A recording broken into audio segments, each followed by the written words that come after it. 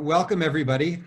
On behalf of Columbia Law School's National Security Law Program, I'm delighted to welcome you to the latest in our series of summer webinars. Today's topic is an introduction to cybersecurity law. My guest is a dear friend, Professor Bobby Chesney. He holds the James Baker Chair at the University of Texas School of Law. He also is the director there of the Strauss Center for International Security and Law, and he's a co-founder of the Lawfare blog. First, just a word about our topic, which is a very, very broad one. One of the things Bobby's going to do is give us a framework for breaking it down into various ways of thinking about the field of cybersecurity law. Cybersecurity is a huge issue with a lot of dimensions to it. There's a wide range of threats to data and systems on which data flows or is stored. Those threats range from threats to efforts to disrupt the functioning of digital systems, private as well as state efforts to steal information, and many other threats. I'm going to turn it over to Bobby in a moment, and as he goes through his presentation, let me give you a couple of sort of big questions that I think you may want to have in the back of your mind to think about as we go. One big question is, what is the proper role of government here? What problems is the government responsible for, or should the government be responsible for? And what roles can the government effectively play? One alternative to government intervention is a familiar one, is let the free market operate. Perhaps the free market could solve some cybersecurity problems better than the government could, or we might wonder, is there some sort of market breakdown and we need government remedies? A second big question is, how does law keep up with technological change? Digital technology is evolving rapidly, and in fact, that evolution is accelerating.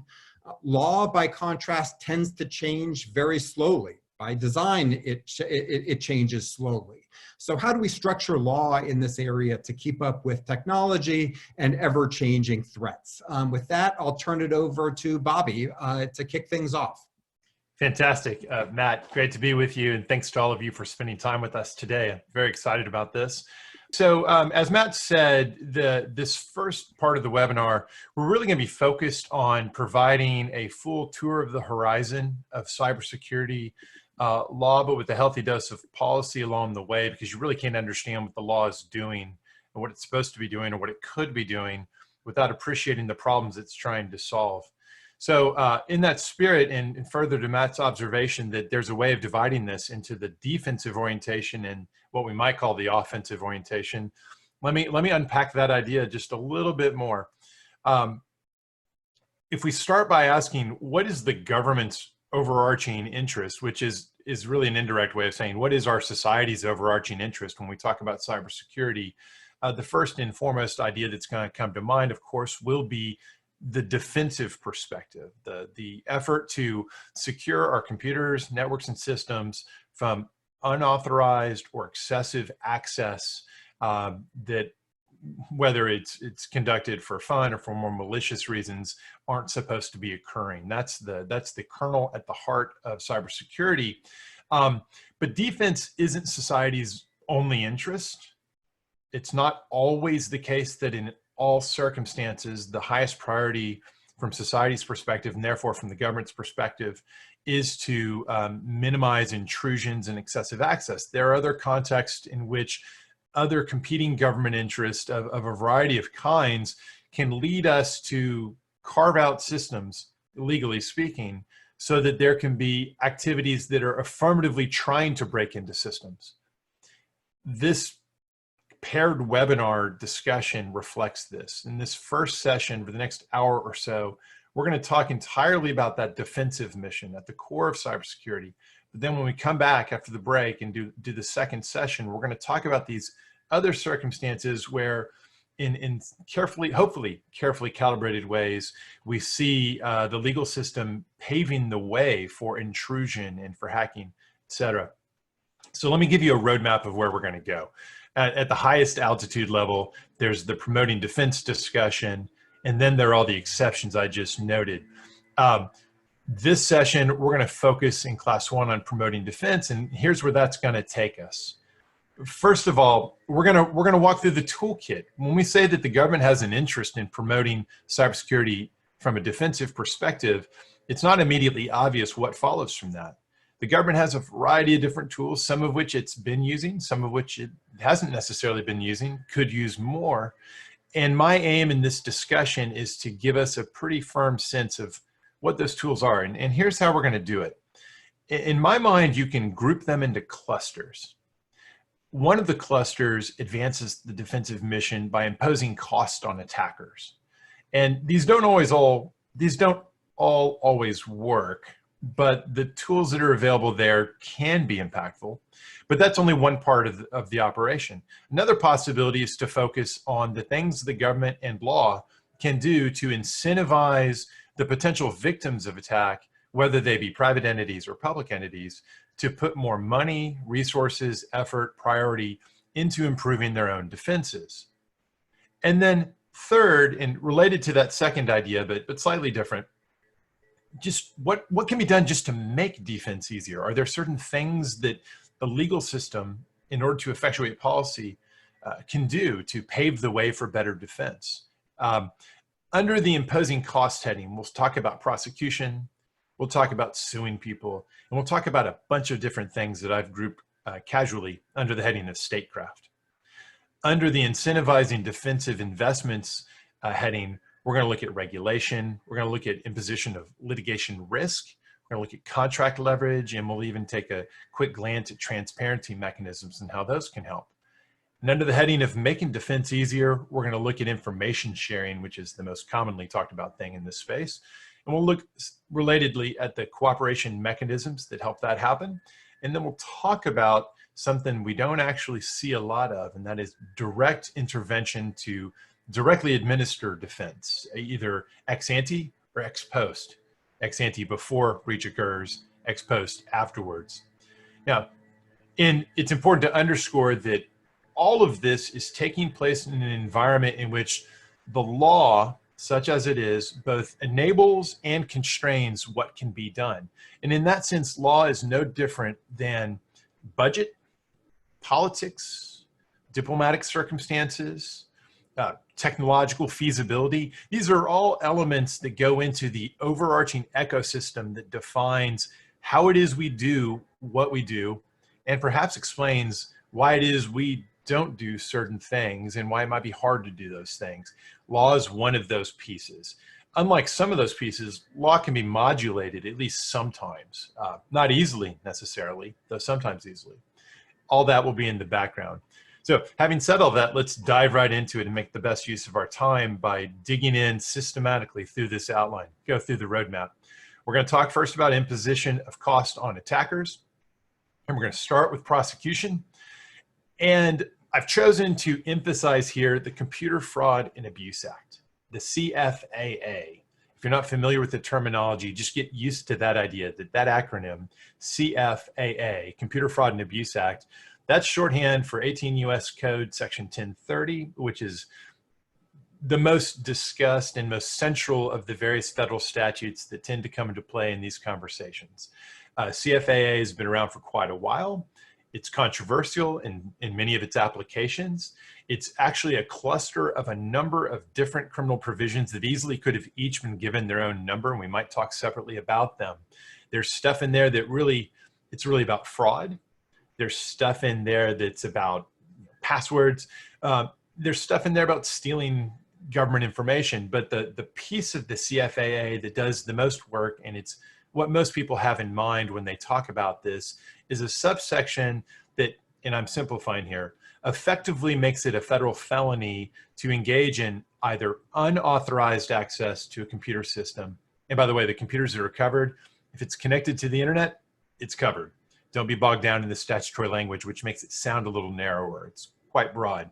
So if you engage in unauthorized access to information systems or excessive access, that is, you have some degree of authorized access, but you go beyond what you were authorized to do. That's sort of the heart and soul of the CFAA. It's the mechanism that we can use to bring prosecution in theory in just about any hacking scenario. I want to flag for you that there are some really hot statutory interpretive issues that are underway here. And part of what's interesting about the statute is that these issues very often, perhaps most often, tend to get aired not in the criminal law enforcement setting at all, but actually in the civil tort suit like setting, because the CFAA is one of those statutes that both defines things to be criminal and, subject to certain constraints, allows victims of the violation to sue as well. So it's a dual purpose criminal law and civil law statute. And on the civil law side, you tend to see a little bit more creativity. And this goes to one of the things that's interesting about prosecution versus civil suits as imposition of cost mechanisms. With prosecution, there's a relative degree of centralized control in that the Justice Department, and in particular the Computer Crimes and Intellectual Property Section, or CCIPS, to some extent can modulate over time the pitches that are being made to court about exactly how to interpret the statute in new circumstances. But when private plaintiffs decide to sue invoking the exact same language, well, DOJ can't control that. And so you might get more adventurous and perhaps even problematic interpretations. Of course, you can get problematic interpretations either way. Anyways, the hot issue that's come up mainly on the civil side, but which obviously has spillover implications for the criminal side, is the question of what exactly defines the scope of access. And in particular, is this about only technical circumventions of the constraints someone encounters once they're in a system, or does it also involve the policies adopted by the owner of the system that maybe is a public-facing website, for example, as expressed in their terms of service or their terms of use? And if so, doesn't that mean that the owner of the website, by modulating their terms of use or terms of service, can modulate the scope of federal criminal law?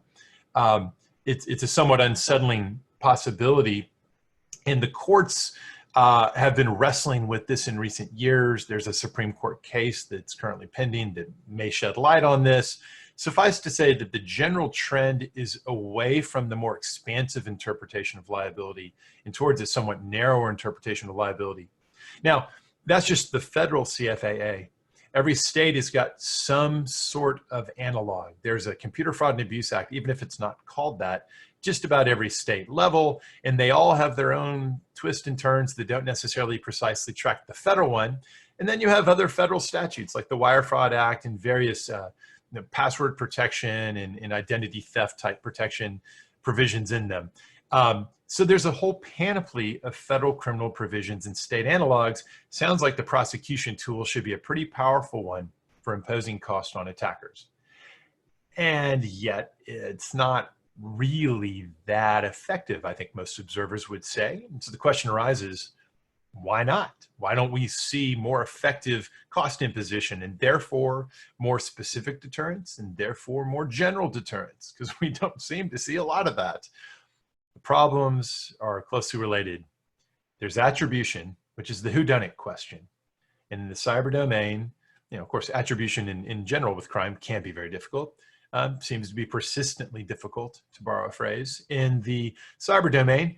But even if you can figure out who done it, it may be somebody that's well beyond your power to arrest. They may be outside the reach of the law. In short, the problem is not that we don't have criminal statutes, and it's not that we need a bunch more criminal statutes in this space. It's that we're not sure we can get our hands on the people who are violating the Computer Fraud and Abuse Act and its analogs, and therefore they may be able to act with impunity, or at least it's more reasonable for them to estimate that they might get away with it, as it were. It's a serious problem. Bobby, can I jump in with a question on that then, which is, when thinking about criminal law enforcement as a tool here, what happens when the perpetrator is a foreign government? The Justice Department has, for example, made a big deal of indicting Chinese military hackers. And that raises a couple of questions. One, what are some of the legal challenges or issues that arise specifically if we're talking about foreign government perpetrators? And two, more from a policy standpoint, do you see criminal law enforcement or these kinds of indictments as an effective tool of deterrence? Yeah, great question, Matt. So in the cases that make the headlines, not infrequently, it turns out that the best estimate on attribution is that it's the action of a foreign intelligence agency or foreign military agency. And at that point, the idea of prosecution being particularly effective, of course, begins to look a little dubious. First of all, there is the same question of, can you get your hands on the persons who done it? And how high up the chain of command are you willing to go with that? And whereas that's difficult as it is with run-of-the-mill private criminal actors, as soon as it's a Ministry of State Security employee for the Chinese government, you've added this whole layer of diplomatic tension and potential retribution or corresponding actions, where taking an action that, if costly enough, if really effective in imposing costs, may well prompt that foreign government to do something in kind. And from the larger perspective of the U.S. government, that actually may seem like a bad bargain, right? So diplomatic consequences loom really large as a disincentive to be too quick to take this step. But that doesn't mean you don't take it. It means that you have to factor in the larger set of cost and benefits of trying to do it, which leads to your second point. Are the benefits really going to be there? Is there any realistic chance that you're going to get your hands on that indicted Russian government employee? Here it's interesting, and it depends a lot on which foreign governments we're talking about. Especially with the Russians, you often are going to have persons who may well have been acting in ways that ultimately do answer to a Russian government agency, but the person as a formal matter may not be a GRU or FSB employee. They may be hacker of the criminal variety who's just got a special relationship, as often happens in that setting. You see that to varying extents with other states as well, but especially with Russia. Tim Maurer's book, Cyber Mercenaries, is pretty good explicating this. With these non-state actors, that degree of insulation that the other government has also means that perhaps the diplomatic consequences of acting against that individual may not be quite as severe. And the reality is sometimes these guys travel, and periodically you have these instances invariably involving some very lovely island location in the Pacific, but that turns out to be more cooperative with the US government on extradition matters than the person would like. So occasionally you do get your hands on these individuals. In a moment, we'll talk about cost imposition under the heading of statecraft, and we'll come back to this because there's a direct connection between the possibility that you can't actually get your hands on a government employee of a foreign government, yet you might be able to impose costs by indicting them anyway. So we'll circle back to that. For now, let's just pivot real quickly to civil suits as a separate pathway of cost imposition. So if you're not prosecuting somebody who's engaging in hacking, maybe, as we said earlier, maybe you're suing them. And again, the Computer Fraud and Abuse Act provides a pathway to do this.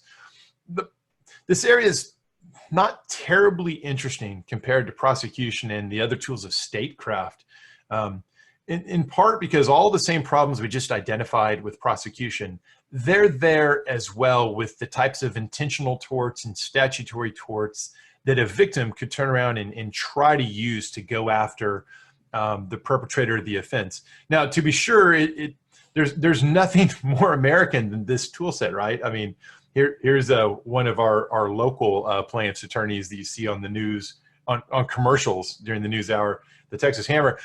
There's nothing more American than suing the person that causes the harm. And often that's a powerful mechanism, but it really requires, even more so than prosecution, to get these plaintiffs' lawyers to want to be involved. You're going to have some reasonable reason to think that there actually is going to be a payday at the end of this. And as we've said earlier, this is often just not going to be the case, or not reliably going to be the case. So on the plus side, the advantage is you might be able to hit somebody in the pocketbook where it really counts. And for cybercrime, if you can change the economic calculus, that's going to have a deterrent effect because it will directly change decision making on who goes after whom and in what ways. And perhaps there's an advantage in the distributed enforcement that comes with letting private individuals just decide to sue. But I think you have even less prospect for success in actually getting your hands and serving process on somebody and making it stick. In short, you have too many disadvantages in this space, and you just don't see a lot of cost imposition. So let's come back to statecraft. We've already talked about prosecution, which is, or at least it can be, a form of statecraft. I'm now going to talk about statecraft more generally, because here the idea is that the US government is more deliberately and consciously getting involved out of its own interest, as opposed to the in loco parentis interest of the prosecution function, where it's just the job of the Justice Department to come in and prosecute crimes on behalf of individuals. Here we're talking about the bigger scenarios, the more costly ones that rise to the level of national interest. And we can then ask, well, what are the tools that we can bring to bear here? There are a lot of them, and the list I'm going to give here is by no means complete. It's not meant to be exhaustive, but these are major ones. I'm going to start with private diplomatic pressures. With private diplomatic pressure, I want to emphasize first that talking about diplomacy as a tool is a little slippery. Diplomacy is a vehicle for communication, for sending messages about the other things that really are tools that the US government may be prepared or is now prepared to use in its relationship with a foreign entity.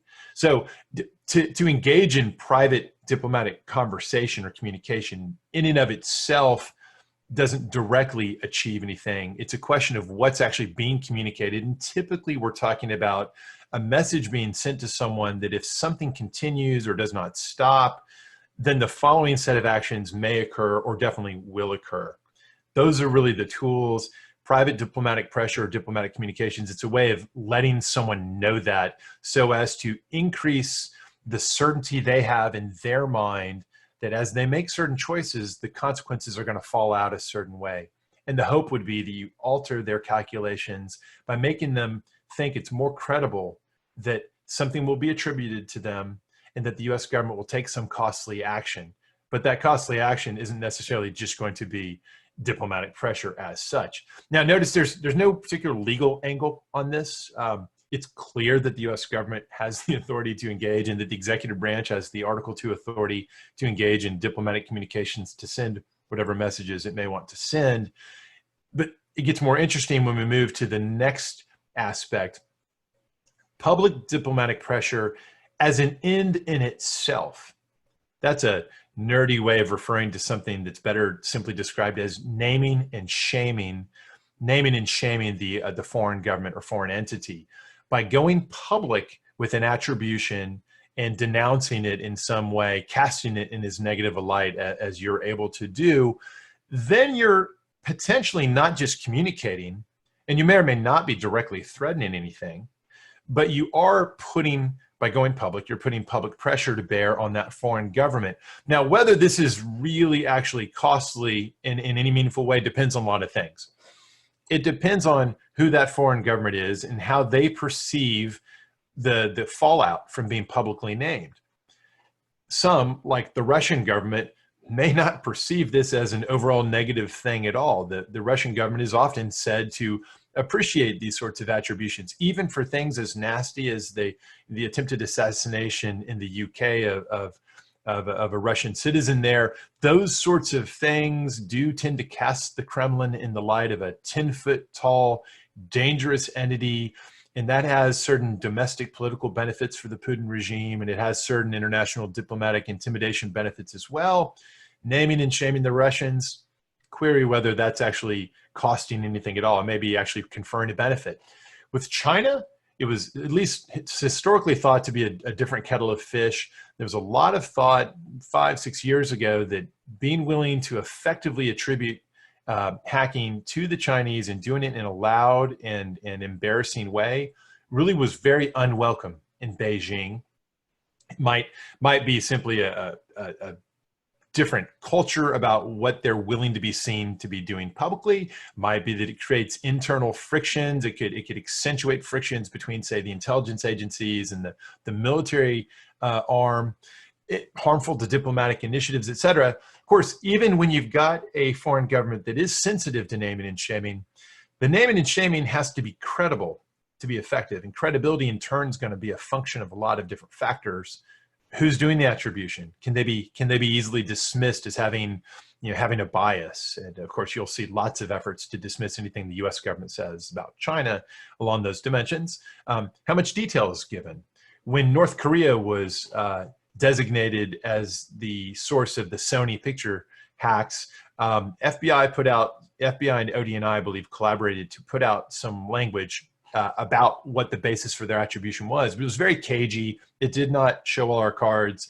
And that led to lots of carping, lots of questioning about the attribution's credibility.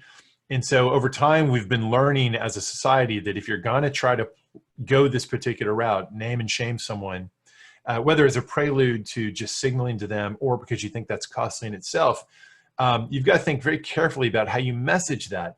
And that brings us back at last to what I said earlier, which is that we would connect this to prosecution. The image here in the slide actually shows you the rollout of an attribution in the form of an indictment. And you realize that in the international space, you can prosecute someone, you can prosecute a set of individuals for a hacking operation. And in doing so, you can credibly or maybe more credibly than just a statement issued by a press official, provide some kind of attribution. And so perhaps there's a connection there. Now, this draws to mind something that a lot of people in this space paid a lot of attention to a couple of years ago. When President Obama was in office, at a time when it was widely believed that the Chinese were particularly sensitive to public attribution, there was a ramping up of attributions by the Obama administration directed at China. And ultimately, there was diplomacy, both private and public. And it resulted in an agreement, the Obama-Xi agreement, that purported to eliminate Chinese commercial espionage. And there was a widespread perception that Chinese commercial espionage, that is state-sponsored cyber theft for targeting the private sector to take corporate secrets that could then be commercialized back in China, there was a widespread perception that the agreement actually had worked and that the public naming and shaming had been effective. There were those who counseled caution at the time, pointing out that it was possible that the at least temporary drop-off in commercial espionage incidents that seemed to be occurring might have more to do with an internal bureaucratic realignment in which a lot of that activity had been perpetrated by units from the People's Liberation Army, as opposed to the Ministry for State Security. And it was potentially also the case that a lot of that stuff was freelancing by some of the military units for commercial benefit themselves. And that part of what was really happening was that it was convenient at that time for President Xi, as part of his larger consolidation of control in China over the security apparatus, to basically take the PLA largely out of this business. And the PLA therefore went dormant, at least for a time.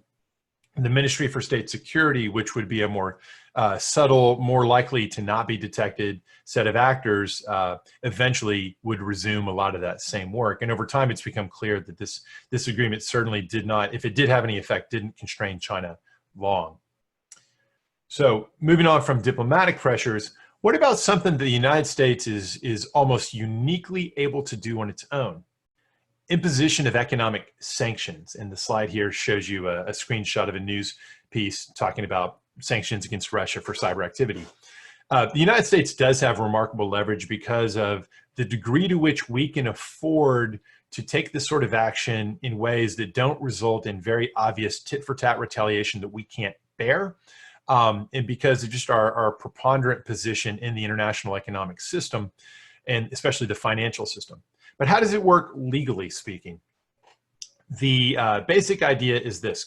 Congress has the power to regulate foreign commerce as a broad category. And long ago, it exercised this power to create a statute called the International Emergency Economic Powers Act, lovingly known as IEEPA. IEEPA pre-delegates to the executive branch the ability to say that in the event of a national emergency, economic sanctions shall be issued against the following foreign individuals. And they could be asset blocking. It could be a prohibition on U.S. persons having any commercial intercourse with the designated sanctioned entities, that sort of thing. And in practice, what happens is the president will issue a national emergency, say about cyber activity or commercial espionage, what have you. And on that basis, we'll delegate to the Treasury Department a standing authority to keep tabs on the situation and, when appropriate, to name names. And when the names are named, that means that the full sanctions come into effect. That person's assets are frozen if there are any within reach of the U.S. financial system, and no one can interact with that person. And it can be devastating if deployed against actors that are themselves commercial entities. I mean, if you're a bank in a foreign country and you get an IEPA sanction order, this can be completely devastating to your business. If you're an individual who has no particular interactions outside your own country, this may be merely nominal. In any event, it's a tool that other countries really usually can't deploy on their own effectively unless they get allies to cooperate with them. By the same token, it's more effective when we can get allies to cooperate with us, but we do have the ability to impose some pretty serious costs on our own. Okay, let me pivot quickly now to some more assertive forms of statecraft. And this may begin to sound a little outlandish, but we want to cover the waterfront here. If you're really in the game of imposing cost on attackers, and it's important to you to do so with special effect, if you want the signal to be stronger than somebody's been prosecuted, somebody's been sued, here's some sanctions, we've named and shamed you. If you need something more, what else is left? Well, there's a whole constellation of possibilities if you're willing to do it under the heading of covert action.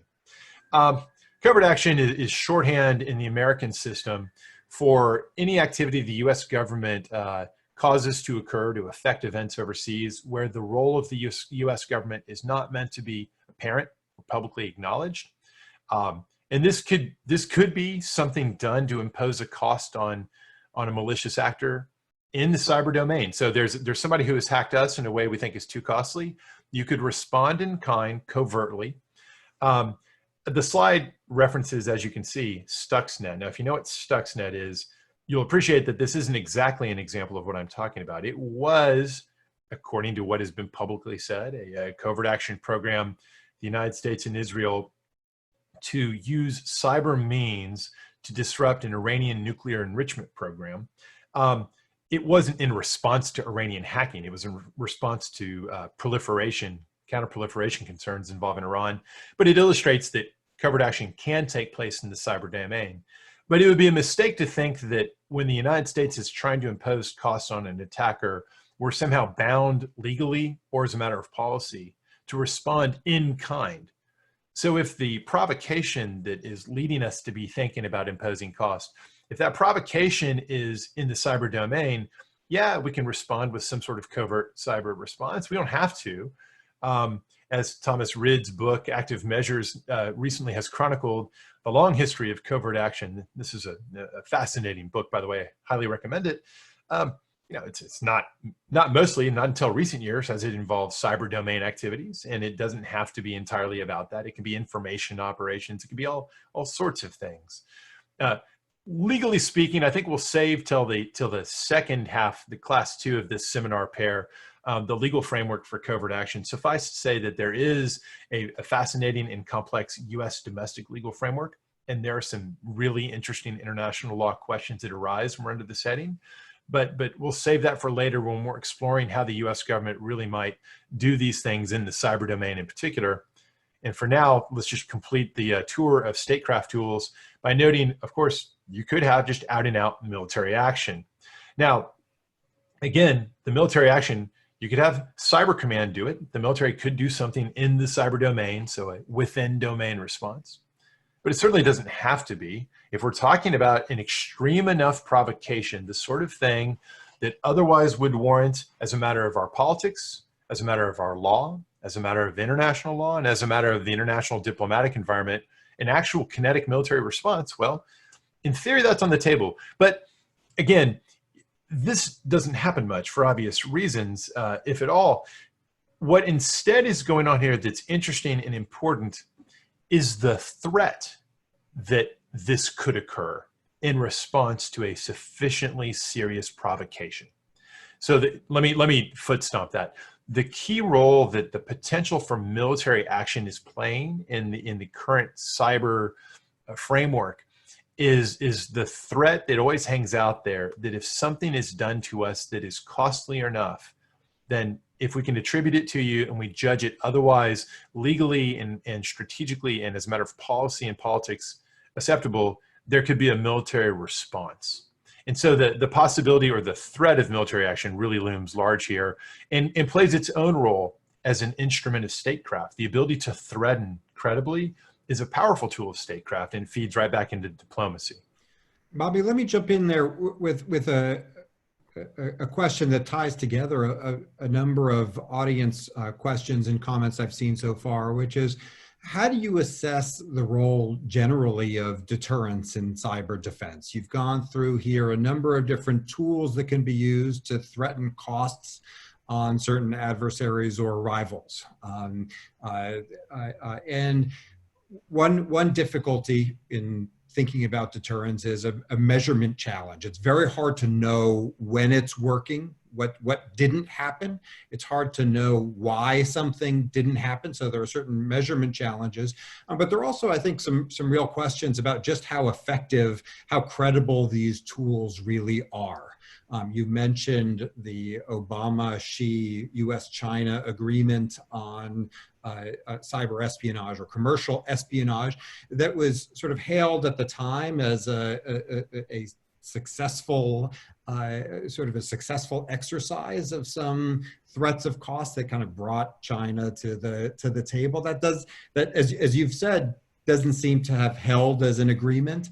There's been a lot of talk about the use of sanctions against Russian officials and Russian nationals. Not clear that that's had any meaningful effect on Russian behavior. So as you sort of stepping back, how do you assess the role of deterrence in our framework of cyber defense? I agree with all your comments that were embedded in there. I completely agree with. There's no question that to a certain extent over time, we've had our lunch eaten. We've experienced tremendous commercial and economic harm with real strategic implications over time, especially through Chinese commercial espionage. And everyone understands, or maybe I shouldn't say everyone, but it's widely understood what Russians been able to do in terms of driving wedges into the body politic here as well. And as a result, there's been a tendency in the larger policy debate to constantly come back to the question of why aren't we better at deterrence? What do we need to be more effective at deterrence? And here, and this maybe will resonate a little bit with some of the insights from the recent Cyber Solarium Commission process, but I would argue that the right way to think about it is that deterrence is always part of your calculus when you're in a defensive mode and you're thinking about how we defend things that we value. Sure, because of course, you want to impact the calculations of those who might harm you in a way that will cause them as much as possible to choose not to do the harmful thing, of course.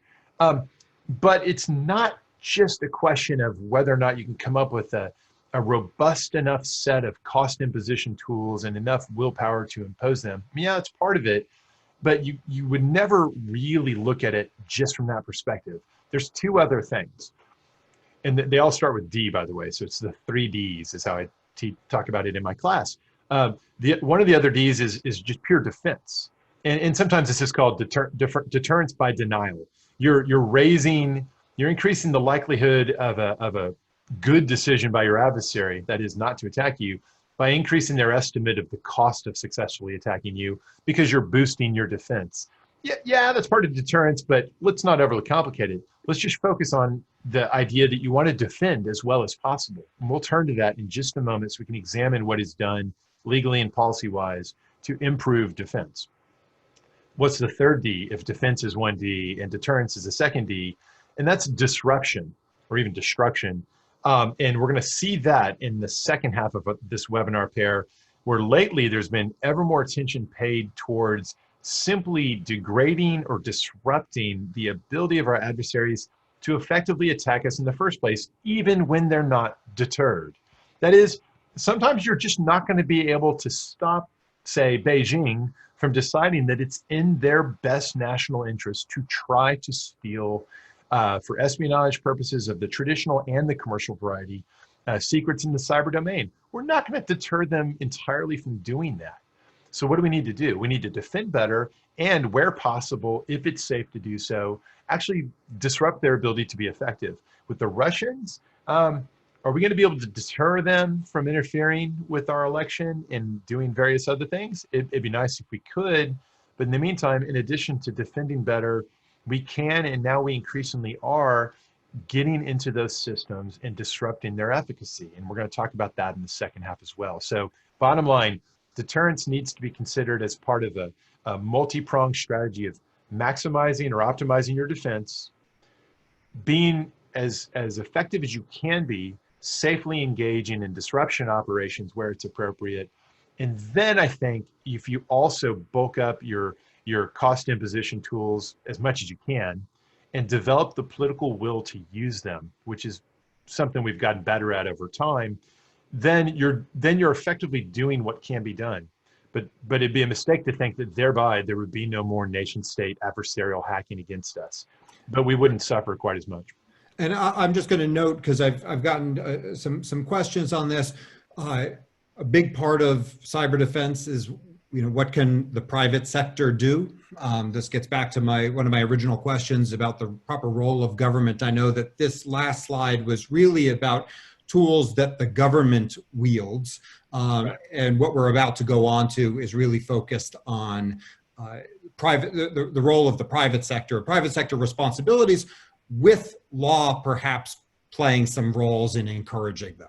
Exactly. That's the way to think about it. And let me say this. So we've noted just of all these cost imposition tools, we only noted one thing that's up to the private sector: suing the attacker. And we basically said, great if you can pull that off, but don't count on that. In the second part of our discussion, we're going to come to one of those areas where we talk about how the system either does or maybe should be changed to allow someone to engage in some hacking of their own. And one of the hottest topics under that heading is hacking back. So let's make a note to come back to that. In the meantime, when we think about what else the private sector is supposed to be doing, and that brings us to our next slide, which is, well, they could be doing more to defend themselves. And by the way, this is true for the government. The government's a potential victim, a frequent victim, just like the private sector. So now we'll move a little more quickly, and we'll run through the ways that, as a matter of institutional design, or if you will, cybersecurity architecting, we can try to incentivize or even compel private sector and public sector actors, but especially private ones, to do more and to defend better. There are a lot of tools we can see in this space, and we're going to run through them quickly. Let me just say at the outset, though, that this idea that we would intervene with the legal system in various ways to create incentives to do more than the private sector would do if left to its own devices, it calls to mind your introductory comments, Matt, where you were talking about whether there might be reason to think that there's market failure here. I think it's perfectly clear that there is market failure, in that inevitably it's the case for a number of very important entities, both in the private sector and the public sector, that the full cost associated with what happens when their security fails isn't necessarily borne and internalized by that actor if you just leave it to the market. That is, there's costs for customers, there's costs for your bank, your credit card company, there's costs for everybody who's got a security clearance when OPM gets hacked. There are externalities galore in this area. And so if we're looking to see whether the private sector and government entities, when left to their own devices, are going to be investing enough in terms of money, resources, leadership, attention, accountability, all that stuff, of course, they're not going to do as much as would be optimal from society's collective perspective, because a lot of the harms are externalities. So this is a classic scenario in which you would expect to see, just like you would expect to see interventions, just like we expect to see in the context of physical security in physical spaces. We don't leave it to building owners to decide how much effort they want to put into their fire suppression measures and the stability and safety of their buildings. We regulate them. There's litigation risk. Insurance companies have a lot to say about this. There's even transparency elements. Well, all those things, all those same general tools come into play here. And one way to think about where we are in cybersecurity policy in this sense is that we're, a decade or two or three decades into a very gradual, very decentralized process of tweaking all these factors as the technology itself changes even faster than we're tweaking the frameworks, to try to get to an optimal, or get closer. You never quite get there. Get closer to an optimal approach. So a few words on that. Let's talk about regulation first. I want to give a different analogy. I just gave you the analogy to physical building security. What about what we might call environment security, environmental law and policy? Anti-pollution, counter-pollution. It's actually quite similar. It emerged as a suddenly highly visible, very sexy issue in the 1970s. It suddenly drew a huge amount of attention. This realization that there were activities taking place that had huge externalities, and the market, if left to its own devices, was not addressing all the harms overall to society. And what we did there was to create a regulatory agency that was, the scope of which was effectively defined by the problem itself. We created the EPA, the Environmental Protection Agency. In recent years, as cybersecurity has surged into public view as a similar problem, we didn't make the same choice. We didn't create ab initio right off the bat, the Cybersecurity Protection Agency. We didn't make the CPA. We instead saw a variety of incumbent agencies, a whole bunch of institutions, especially, but certainly not limited to, the Federal Trade Commission, the FTC, look at their own areas of responsibility and consider whether there were areas of authority they had where they should extend into the cybersecurity realm with respect to their piece of the puzzle. And so, to varying degrees, and I'm focusing here on the federal level, but this plays out at the state level as well, as people in New York certainly know in the financial industry there. Each agency has its ambit, and in that ambit, they have to varying degrees intervene to some extent with regulations. Regulations can come in two different varieties, basically. You can have highly specific directives to take a particular action, right? Everyone must adopt two-factor authentication. If not, you've got a regulatory problem. Or it could be a broad standard where the regulator's monitoring and may come after you with varying degrees of pressure if they think you violated the standard. I emphasize that last part because if you're looking for which regulator that currently exists has sort of the broadest charge and has jumped into this, what you otherwise might consider a regulatory gap, with the most sort of gusto and the most broad-ranging impact, a lot of people would say it's the FTC.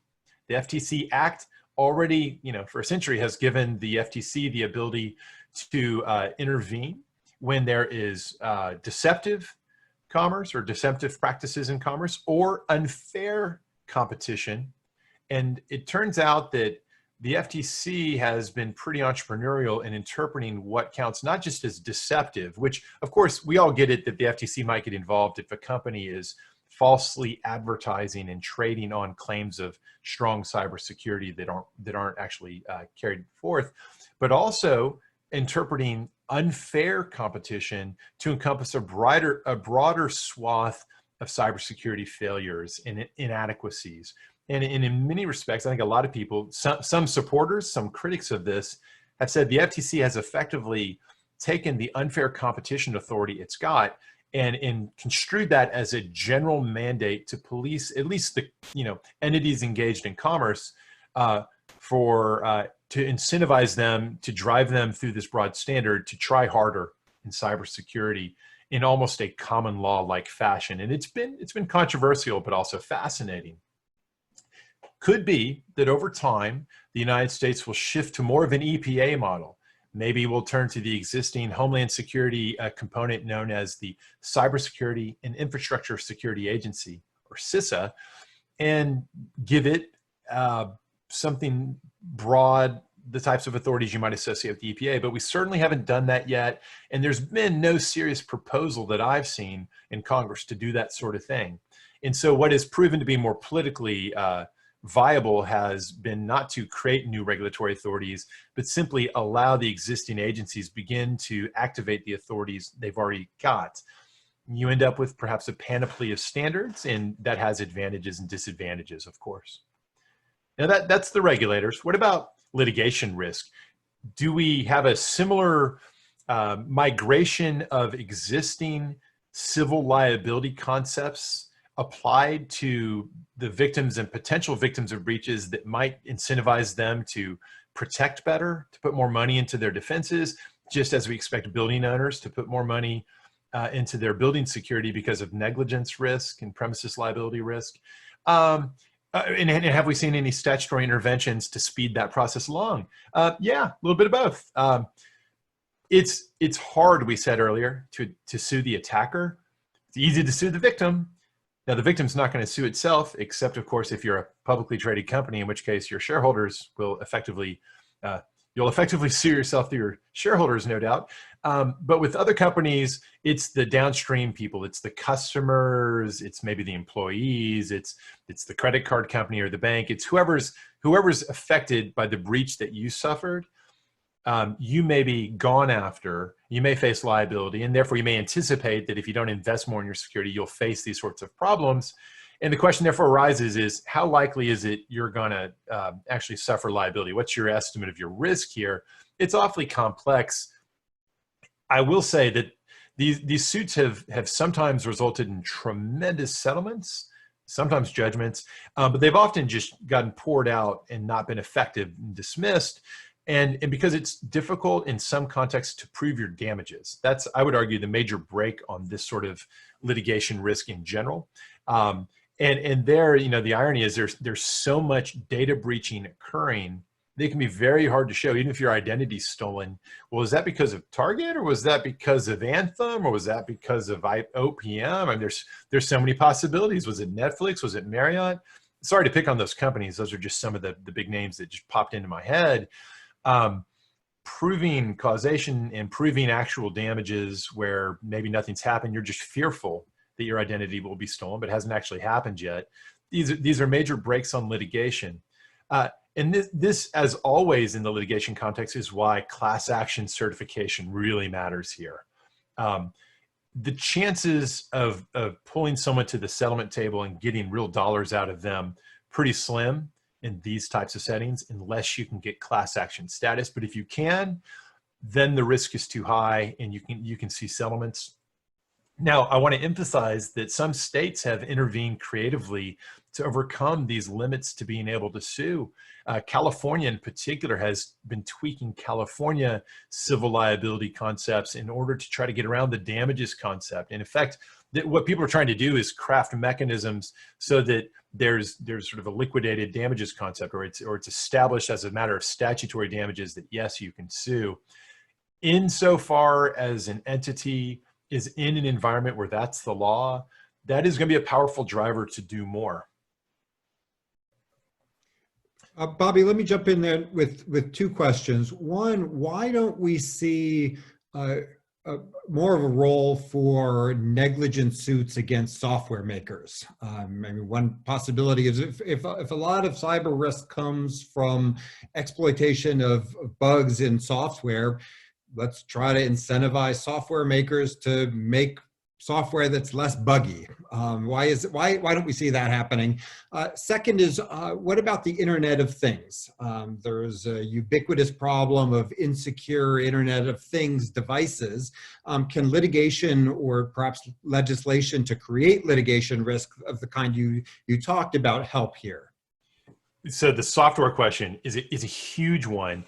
The short answer to it is that the user license, for the most part, people contract away the prospects for suing over run-of-the-mill buggy code. Maybe the deeper answer is that buggy code is inevitable. Setting the standard of care and making the breach showing is sort of problematic, not impossible, but challenging at the theoretical level too. Some say like, yeah, nonetheless though, maybe the software company is the least cost avoider, and let's just make them bear the full cost. Let's have strict liability for buggy code, and then the counter argument is, as a matter of policy, that you are really striking a potentially devastating blow to the software industry, which is so strategically significant. Because of the great amount of, I mean, it's one thing if you imagine Microsoft is going to pay this cost, but what about the endless array of struggling companies and individuals trying to make it in the App Store and elsewhere, where, yeah, there's going to be a lot of buggy code, and they're working on, is this really the best way to go? But maybe most importantly, it's worth emphasizing that, most breach activity is really not in the ultimate sense caused by buggy code. It's caused by buggy people, which is to say you and me and everyone on this call, all of us, even those of us who work in this area. It's human nature. We can and we will be, and we constantly are duped into clicking on stuff, and no one is fully immune to this. And the majority of initial entry points, yes, bugs will be exploited to move laterally within a system once somebody's got access, but getting that person's credentials, the central feature that gets some attacker into the system to begin with, it's probably going to be something that an employee clicked on. And trying to solve the larger systemic problem by putting the economic pressure more sharply on software makers, I don't think is really going to move the needle. Now, as to Internet of Things, where you have hardware makers who are on razor thin margins, making these super cheapo products that come with, let's just say, not a lot of investment in security on the front end. This is a huge problem we could talk about ad nauseum. I do think there is a role for legislation here. I know Senator Warner and others have paid a lot of attention to this topic. How can we put a little bit of pressure, either prescriptively in legislation, saying that the following things cannot be done, and then the idea is maybe if somebody does do them, then somebody should be able to sue for the harms. For example, maybe there should be no hard-coded, unchangeable administrative passwords on these devices. That seems pretty reasonable. You can pick some low-hanging fruit that are not unreasonable to try to force people to do, and use either direct proscription or really litigation risk to drive them to do it. Quickly now on other incentive frameworks. I'm not going to say a lot about this, but you've got to emphasize the critical systemic role played by insurance and contract counterparties of other kinds, insisting in the contracts on certain terms. And there are probably I hope lots of lawyers on this call who understand that when the insurance company either insists as a condition of coverage or offers incentives as a matter of better pricing on coverage, that's going to have a huge systemic effect on behavior. And likewise, when contract counterparties insist on certain things, it's going to have an effect as well. If a law firm's retention agreement specifies from the client side that the law firm takes certain steps, like every lawyer has to use two-factor authentication, even if their malpractice insurance company wasn't requiring this, maybe the clients start requiring it. And then if that becomes industry practice in a certain sector,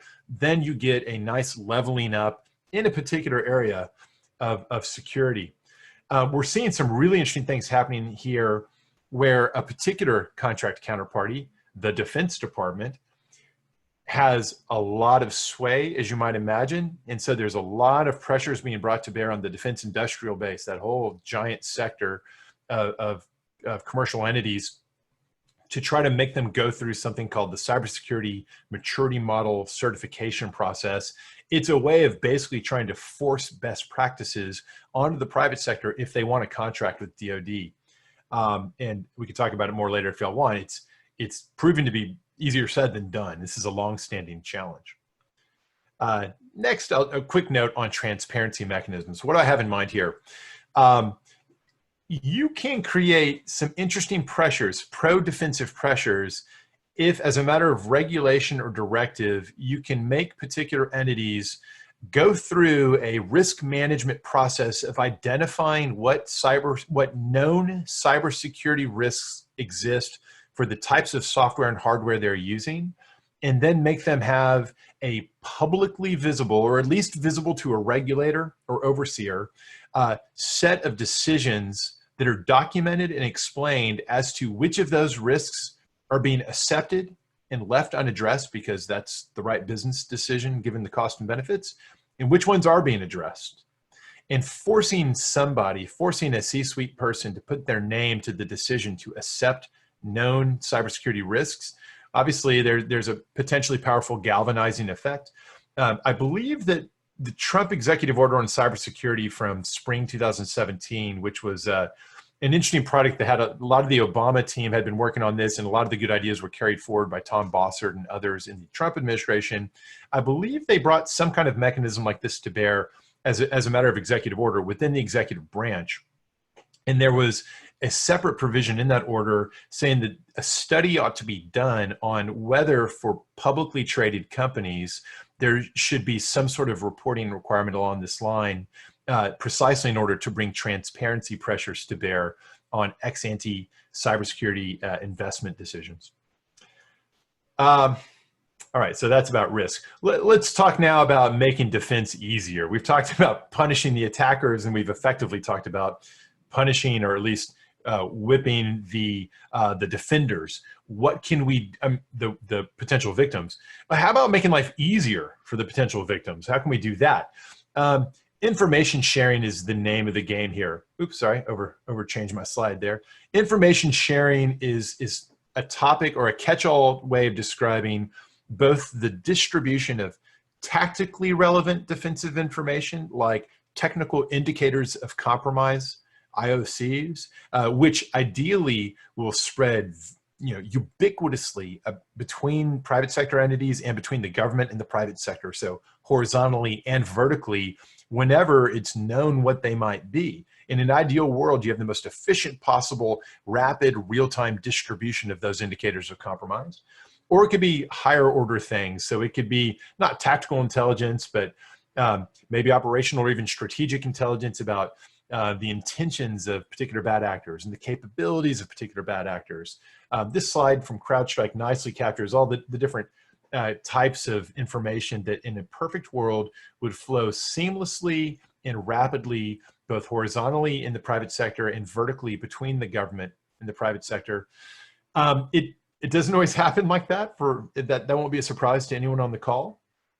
But there's sometimes a lack of will. Maybe private sector competitors aren't always so willing to share information, or a lack of trust between the private sector and the government. Maybe there are those who are fearful that they share information somehow that's the camel's nose under the tent with the government now looking into their business, and this leads to investigations or something. Maybe it's a privacy concern about your customers. And from the government side, it's maybe clinginess, unwillingness to declassify information, unwillingness to share things that are really insightful with people from outside the government circles. Congress intervened in 2015 to try to affect all of this with the Cybersecurity Information Sharing Act of 2015. It spoke to all those issues. It made crystal clear that there is supposed to be a national policy of pushing information out to the private sector as much as possible, that the private sector was given in this legislation a variety of immunities from tort liability from cooperating in information sharing. So we've had some progress there. It's been good. It's also, it's not just a question of getting out word of intelligence. It's sometimes also about best practices. And I would say the real problem with cybersecurity best practices is there's such a plethora of information out there. It's hard for someone to know how to get a good signal to noise ratio in a way that doesn't drown you with information you already know. That said, we've seen all sorts of effort from the aforementioned DHS office, the Cybersecurity and Infrastructure Security Agency, among others, to spread awareness of the types of standards that the National Institute of Standards and Technology, NIST, promote. And we've gotten better about this, not perfect, but better. And related to that, there's been a number of interventions by the government to create mechanisms that could be hubs for spreading both best practice and intelligence information. And one of the leading examples would be the Financial Services Industry's Information Sharing and Analysis Center. Information Sharing and Analysis Centers, ISACs, and also Information Sharing and Analysis Organizations, ISAOs. These are sector-specific, effectively primarily private collaborations that the government facilitates, encourages, and supports. And so it's sort of a public-private partnership, but they're really there to be the club, the approved official interchange point. And for some sectors, like the financial sector, they've gotten quite sophisticated and effective. And so where you have strong ISACs, you tend to have very strong information sharing. That's a real improvement over where we were 15, 20 years ago. And then lastly, let me just note this topic that sort of lurks in the background of all this. Hey, why isn't NSA or somebody else really effective from the government? Why don't they just defend everything? Why don't we just have direct defensive intervention ex ante? Or, if necessary, just ex post. Why don't we just have them come in once a breach occurs to do all the work? We don't really do that much in our system, and there are a lot of reasons why. Obviously, we have a sharp public-private divide, and there's a tremendous hesitation to involve from a privacy perspective, allow the government to be on private sector networks. It's really a political non-starter in our system. In fact, I don't know if I've ever seen any serious legislative proposal to simply try to spread the NSA or any other part of government into an ex-ante defensive role for private sector entities. That's not a serious conversation, really. What is a serious conversation is when you narrow the scope and ask, well, what about the part of the private sector that deals with our most critical infrastructure? Maybe not even all of critical infrastructure, maybe just the really inner core of the most sensitive things that we all crucially depend on.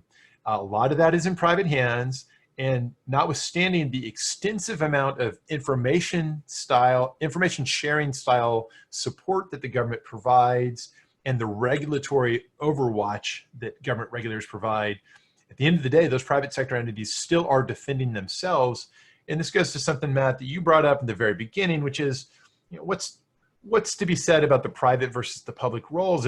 And here, on the one hand, there's a tremendous advantage in the decentralized private-focused model insofar as these entities can afford to bring in the best of the private sector, because the best of the private sector is fantastic. It's really good.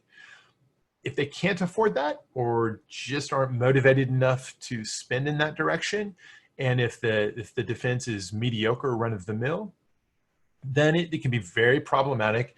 But nonetheless, for the time being at least, we do not have a more heavy-handed interventionist authority for the government to step in, certainly not ex ante to just monitor and defend, and not necessarily ex post either at the incident response stage. It's different with government entities. When there are incidents in the government, yes, you can circle the wagons. You can bring in, when the school district gets ransomware, the state National Guard can send people whose day job is cybersecurity, who can get called into service, and they can go assist, which we saw happen in Texas not that long ago very effectively. But at the national level, every time there are whispers about increasing the federal footprint in private sector networks in the critical infrastructure setting, there's pushback, because that is a line that the private sector doesn't necessarily want them to cross. And that might be a good place to wrap and see if there are any final questions we can squeeze in before we go to the break. Yeah, that's great, Bobby. Let me ask a question that gets at a number of comments that have come in, comments and questions, which is to get you talking a bit about, maybe from a comparative perspective. This dovetails nicely with your last comments. You've studied the way that some other countries are dealing with cybersecurity, their institutional structures, their legal and regulatory frameworks. Are there some things that you regard as especially distinctive about the American approach to cybersecurity law? And can you talk a bit about what you see as some of the most interesting differences between US cybersecurity law and that of some other countries you've studied? Sure. I'll note Israel and the United Kingdom in that context, because those are the two with which I'm most familiar. Although it's also interesting to kind of pause and ask, like, yeah, how do the Chinese do it? And by framing it that way, if you go from the United States to the UK to Israel, all the way over to China, one way to look at that is a spectrum of of sharpness in the public-private divide, right? Where we really, as I emphasize, we really put so much stock in as a matter of who we are and therefore what our legal and policy systems are in that divide, and keeping the government sort of in its box a little bit when it comes to direct engagements and heavy-handed interventions. And then as you move along that dial, especially into China, I mean, it's the precise opposite, where the government's wherever it wants to be in China. I think the UK has done, and Israel has done, they've both done a really nice job of going further than we have in order to suit defensive values, despite the fact that it required more government involvement. The UK institutionally did something pretty neat a while back. They formed what's called the National Cybersecurity Center, NCSC.